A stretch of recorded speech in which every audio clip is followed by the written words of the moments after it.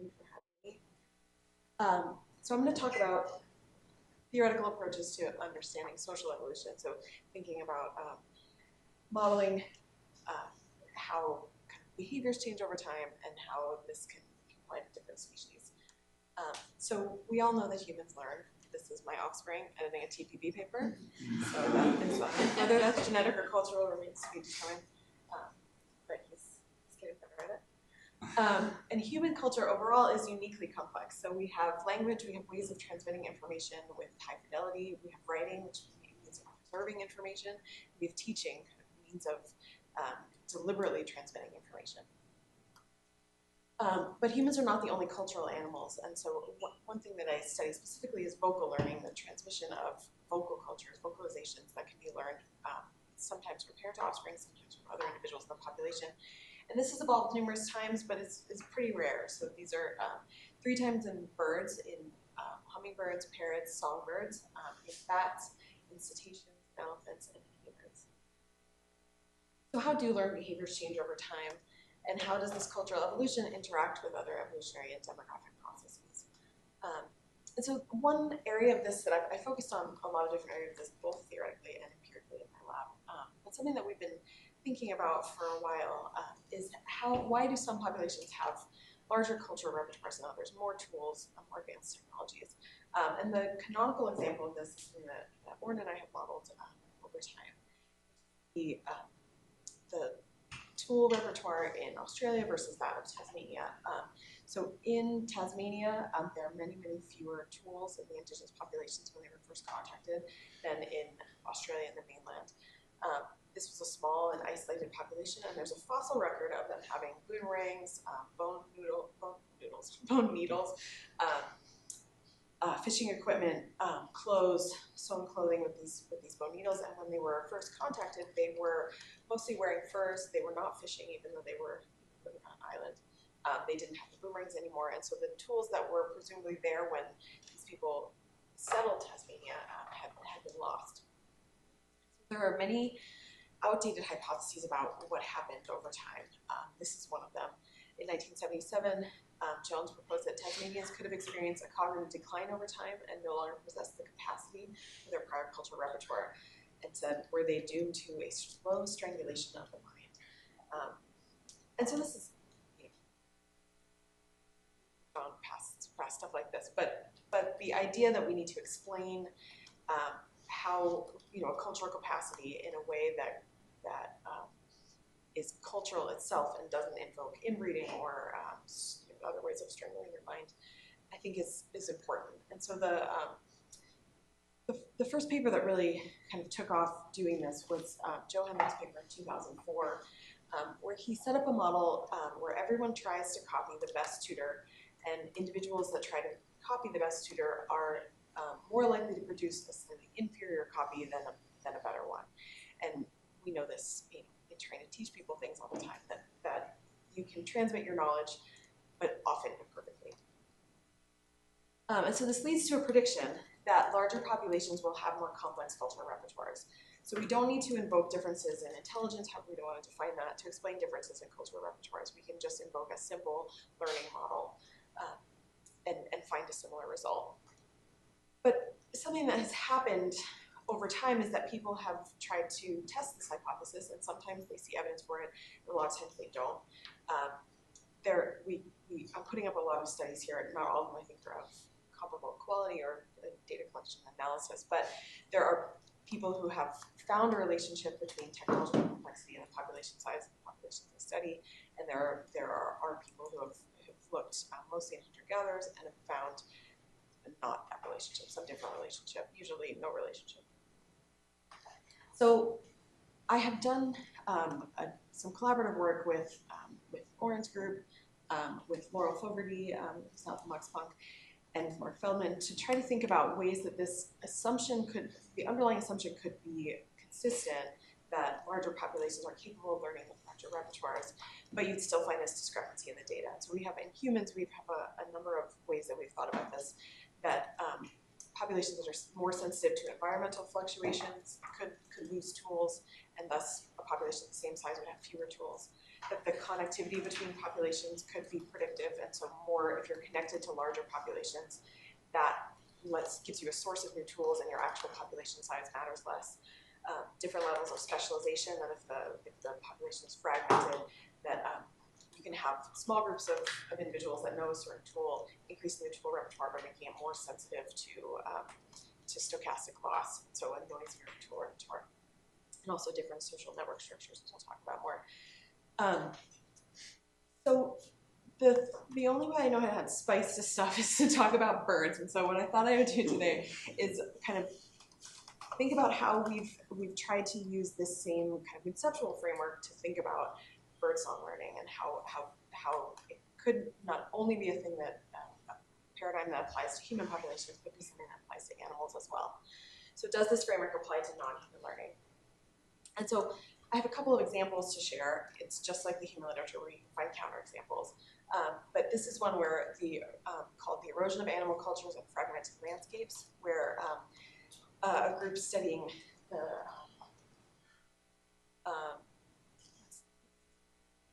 so we have male population size here and mean individual song repertoire here, and it's the DuPont's lark. It's one of these words that has a person's name and hasn't been named, a DuPont's lark. So this is an example. Would be one song.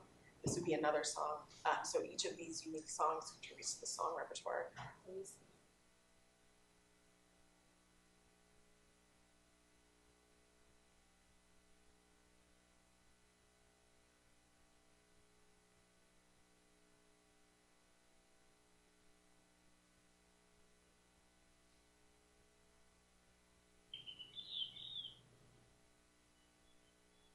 So this is a bird that sings a song and then sings a different song and sings a different song.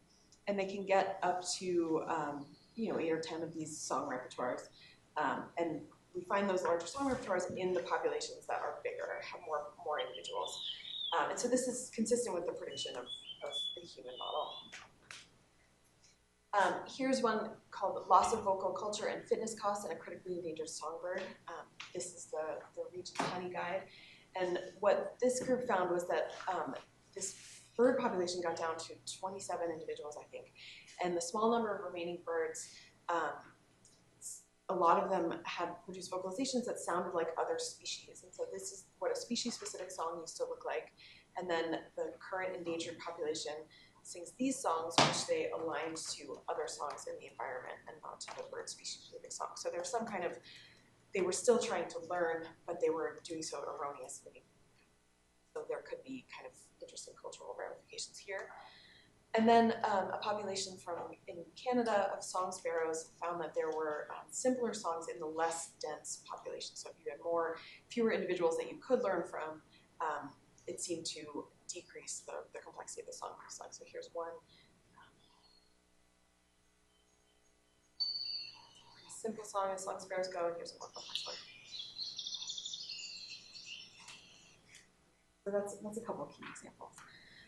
And so we return to the framework of Henrik's model and apply it to birds, but I think that what we tried to do is add some interesting, I think, deviations from the original assumptions that make it more relevant both to humans and to birds.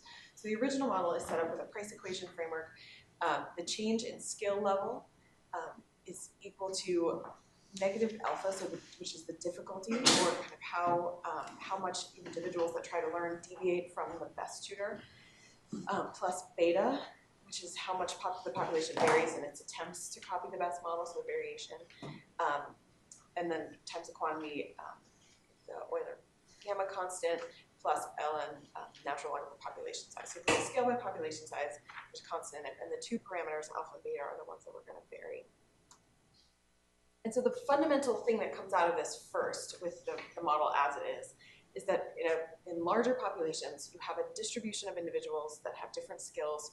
You sample the best one and try to learn with some error rate. So the 100 individuals in the next generation each sample the same population. And the tutor skill level, on average, it has 100 chances to get a little bit higher than it used to be. So on average, in each generation, the tutor skill level increases by some amount. If you have a smaller population, say 20, so a similar distribution at first, but you only have 20 chances to try to exceed the tutor. And overall you're more likely to decrease. And so the skill level decreases in the small populations, increases in the larger ones. And so what we tried to reformulate this model, make it more applicable to birds, but I do really think also more applicable to humans. We tried to kind of challenge some of these initial assumptions and then see how social networks played a role. So here's a golden crowned sparrow.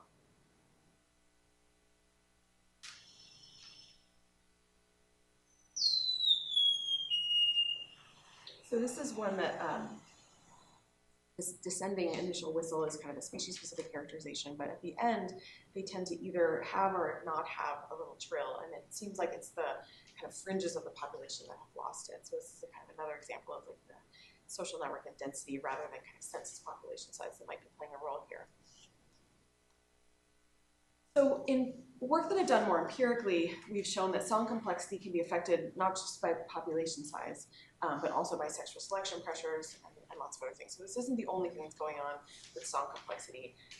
How long the birds live, how kind of big their brains are, how specialized they are in plasticity, all of these things, and then primarily the sexual selection pressures that favor, if females are favoring large repertoires, then birds tend to evolve them. But what role can population size play? So if we take this kind of, the Gumbel distribution, we sample it, the beta, again, was the variation, and the alpha was how distant the average individual is from the best tutor. We took this initial framework with the equations. So a higher alpha or a lower beta make it less likely for a trait to be maintained across generations. But the smaller n means there's fewer individuals in the tail, you're less likely to get out there with your sample. So the first fundamental assumption that we changed was that trait difficulty is constant as the skill level varies. And so this is that, basically that distribution set stays the same, and as individuals try to learn and get worse and worse, the difficulty of the trait stays constant in the original model. And so our proposition for bird syllables, but I think it applies to humans too, is that if you're getting worse at the trait, the best tutor is worse and worse, that worse manifestation of the tool is probably easier to learn than the best one. So if you started out making a super complex bow and arrow thing, and then 10 generations later in your population of 20, someone just like bending a stick, that's probably easier to transmit than the original kind of high skill variation of the tool. And so we decrease the trait difficulty as the skill level decreases. And so essentially that's asking, what if traits became easier to learn as it took less skill to make them? So in the original population, in the original formulation of the model, you'd have skill level increasing in a large population, you evoke a bottleneck, the skill level plummets. And so if you challenge that assumption, you say that a less skilled tool has less difficulty to learn, then it plateaus at some value. If you have a bottleneck, the equilibrium value decreases, but so you're getting a trait that's lower, but you're never losing it outright. So here, when the skill level decreases past 0, Henrik assumed that the tool is totally lost. And here we assume that it re-equilibrates at a much worse manifestation of its original form, but remains in the population. So the human relevance to this could be that some populations, if they're smaller, can preserve simpler variations of tools instead of losing them entirely, or kind of like losing suites of tools but preserving something that does a similar function. And in birds, we could think that songs would lose kind of their most complex elements, but still birds in the population would sing. They wouldn't just all become mute because the population was small. And then the other fundamental assumption here is that Henrik made was that you sample your entire population and find the best person to learn from. Pick that person and you try to learn from that person. And so I think we know from PopGen and from our spatial simulations that our populations are structured. We don't have the information necessary to sample the entire population, know and remember exactly who's best, and copy that person. So what if individuals sampled only their social network? So if we have some social networks here. So on the top, we have degree of 10, and the bottom we have degree of 5. So similar size population, but fewer connections, and our initial simulations imply that the trait will improve with a degree of 10, but get get lost or decrease with a degree of 5. And so just a simple kind of set of parameters chosen to show that you can have the same population size and either gain or lose the trait depending on the connections. And so what we did was set up a set of populations where every individual could learn from 25 other birds. But this was either in a population of 26, so each individual had the whole population to learn from, or is in a population of 100, and you chose 25 individuals to learn from. So you have the same number of potential tutors, but a much higher skill level if the tutors are from the larger population. So the benefits of having a larger population remain even if you only sample a subset of them. And something that I thought was really interesting with our simulations was that if it didn't matter if we have a static social network or a dynamic social network, we still saw approximately the same skill level at equilibrium. So we thought it might be kind of, reinvigorate the song if individuals every generation were sampling a different subset of the social network, but it didn't really seem to affect the skill level very much, but the population size certainly did. So populations of the same size could have different cultural repertoire sizes depending on their number of social connections. So thinking about that, I think ties back to some of the empirical bird literature that I mentioned where populations on the fringes or in less dense areas, even in kind of non-endangered populations could have reduced song complexity if their social connections based on how many other bird territories were around were decreased. Really important. Probably maybe slightly more for birds than for humans, but if you have kind of tight-knit, small social networks as part of larger populations, there's going to be a trade-off there. So with that, I want to thank my lab, thank all of you for listening, for organizing, to Nicole in particular, and to everyone for joining and being such an engaging conference. Thank you so much. Happy to see you. Thank you, Nicole. We have time for questions. That was so Muller's ratchet, right? It was like, oh, the decline. Yeah. So, of course, maybe does anyone ever do these sorts of models for birdsong or where you recover or you reinvent, so you have a back mutation to the more complex song, or add a new bit to your song, or develop a new function? Yeah. So there've been some empirical studies. So definitely, I think in some of these more endangered populations, they have tried to kind of introduce, external individuals. Yeah, literally do back migration. It's in some populations or some species, isolated birds sing things that are more complex, and then some they sing things that are simpler.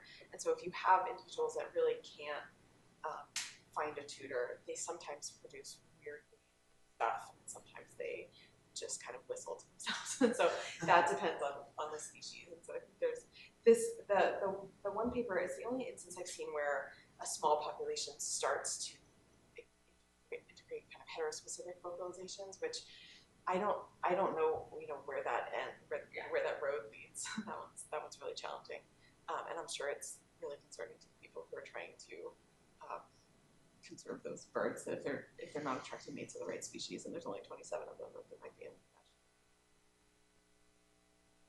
Models we do have. In the models we do, yeah. Are there birds where they learn the little bits of the song from their parents or the others, and then they rearrange them into their own? Yeah. So there's there's kind of a Fight Club mentality where there's first rule of bird songs. You can't make a rule about bird songs. So there's birds that do that, and there's birds that don't. There's birds that learn from their father and they'll sing it if that's all they learn. But then they'll meet up, they'll establish a territory and they'll imitate their neighbor. Potentially a bird that kind of has a territory, might be kind of fitness for them to compete with. There's birds that rearrange. There's birds that improvise. There's birds that integrate lots of other individual songs into their own repertoire. So if you are thinking about kind of a paradigm, you can almost always find a species that does something similar. Because Maria connected to Muller's ratchet, so that would say that if you had songs of the same complexity, but in one species they learn the whole song, right? And the other species they learn the bits and pieces, put them together. Yeah. That kind of song would be easier to maintain. That's interesting, yeah, because they find the pieces that they can learn and integrate them into a one. It's like sets for, Yeah. for the You idea. just Yeah. introduced recombination. Yeah, it's recombination. Yeah, that is super interesting. But I think that so in more empirical work, we've been trying to kind of disentangle different ways of measuring complexity to get at something like that, like an overall, we often measure it with an overall syllable repertoire size, but if each of those syllables is really simple versus really structurally complex, it's certainly more challenging to learn. So kind of, do you lose, are you, where how do the dials turn there? Are you more likely to lose one type of complexity depending on your learning strategy? So you focus on among bird variability within birdsong variability. Do you have any leads on how that is affected Within with individual? population sizes? Within the within individual? individual. Variability in what sense? In their songs. Between song variability? Like days. Different, Like an individual has a repertoire of Yeah. different songs, uh-huh. not just for sings part of their songs, as like often they forget part of it or like they don't sing part of it.